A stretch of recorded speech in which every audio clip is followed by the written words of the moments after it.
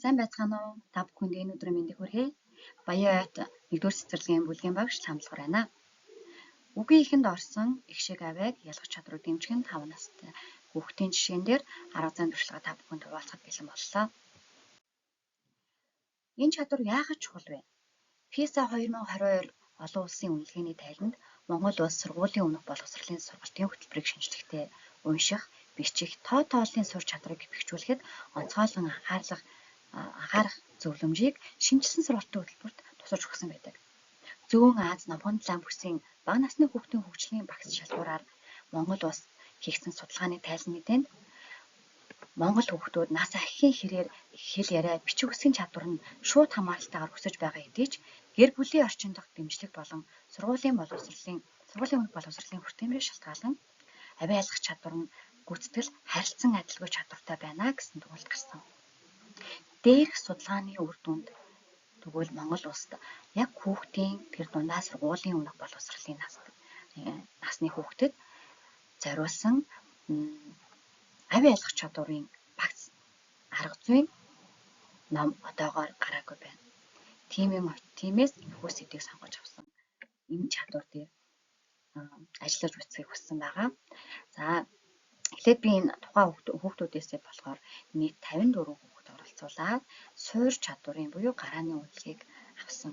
Энэ үнэлгээ маань Ideala буюу хүүхдийн хөгжил ба эрт үеийн суралцахын олон улсын байгууллагын үнэлгээг Монголдо нутагшуулан ашигласан.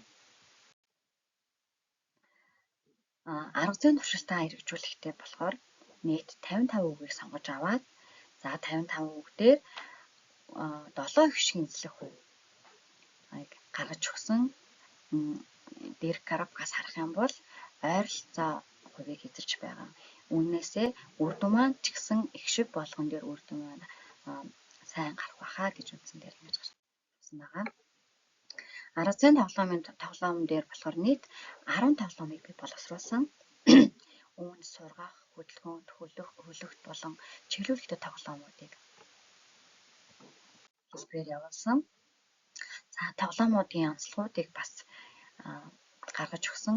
За жишээ нь 2-р 7 хоногийн тоглоом маань яг хүүхэд сонсоод хэлэх сонгох талдаа тоглоомуудыг оруулж өгөөд энэ 5 тоглоом маань А, Э, О буюу тод хэллэгдэх гişиг авианаас Ө зэрэг төстэй сонсогддог авиа руу хөнгөнөөс хүнд рүүж тоглуулсан.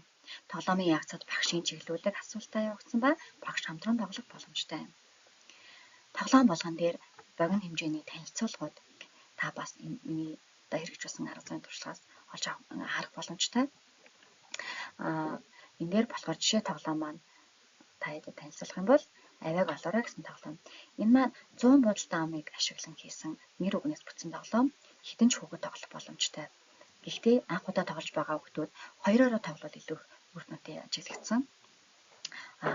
Хүүхдүүд ээлжлэн авиаг эсвэл багш тухайн их шиг авиаг хэлнэ. Тэр авиагаар хэлсэн 6 хөлгүүдийг сонгож аавна.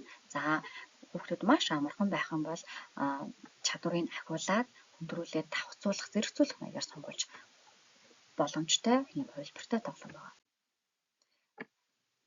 Энэхүү багц тоглоомын маань давуу тал гэх юм бол багаар ажиллах, их шиг авианы тэнцвэр хадгалагдсан. Мөн нэг тоглоом нэг үгсийн сангаас бүтсэн эсвэл холимог байдлаар оруулж өгсөн. Ялгаж сонсох чадварыг холбох, олох, үлээх, үсрэх гэх зэрэг тоглоомын хэлбэрүүдэд оруулж өгснөөр илүү сонирхолтой. За хэрэглэтгүүнүүд багш нар энэхүү гарын авалган дээр байгаа тоглоомуудыг хэрэгжүүлэхэд хэрэглэтгүүн гэдэг маш чухал байдаг. Тэр хэрэглэтгүүнийг багшийн цагийг хэмнэсэн, гар доорх материалаар хийгдсэн хялбар тийм тоглоомуудын хэрэглэтгүүнийг оруулж өгсөн. За гараа ба үр дүнгийн үнэлгээ бол яг нэг үнэлгээгээр авсан. За тэр үнэлгээний маань одоо ингээд харьцуулалтыг харах юм бол 13% агц асуулттай гарч ирсэн.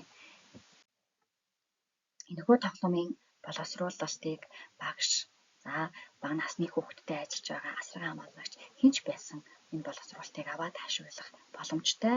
Ингэснээрээ таны хүүхдийн одоо ирээдүйд бичих үсгийн боловсрол гэдэг энэ хүү академик боловсролыг эзэмшихэд маш жижиг нэгжээс эхэлдэг учраас энд нь одоо түлхийц бас дэмжлэг болох байхаа гэж найдаж байна. Ингээд анхаарал тавьсан та бүхэндээ баярлалаа.